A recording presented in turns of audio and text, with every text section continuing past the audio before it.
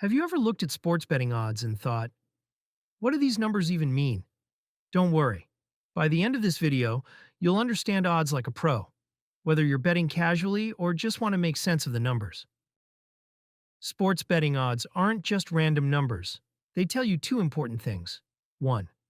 The probability of an event happening. 2. How much money you'll win if your bet is successful. Odds are a way for bookmakers to show risk and reward. The higher the odds, the less likely the outcome, but the bigger the payout. There are three main formats you'll see. Decimal odds. If the odds are 2.50, you win $2.50 for every dollar you bet, including your original stake. Fractional odds. Odds of 5 to 1 mean you win $5 for every $1 bet. Moneyline odds. A negative number like minus 150 means you bet $150 to win $100. A positive number like plus 200 means you win $200 for every $100 you bet. Each format tells the same story, just in a different language. Let's say you're betting on a soccer match. Team A has odds of 1.80 and Team B has 4.00. That means Team A is the favorite. A $100 bet on them would return $180. Team B is the underdog.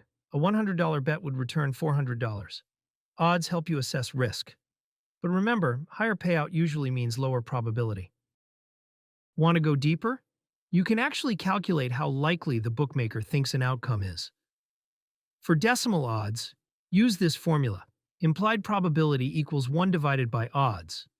So, if the odds are 2.00, the implied chance of that result is 50%. Simple, right? Never bet more than you can afford to lose. Odds change constantly. Stay updated, and always compare odds between platforms to get the best value. Understanding the numbers is step 1. Making smart decisions. That's the real game. If this helped demystify betting odds, give it a thumbs up and subscribe for more simple guides like this. Got questions? Drop them in the comments. We're here to help. Good luck out there. And remember, it's not just about winning, it's about making informed choices.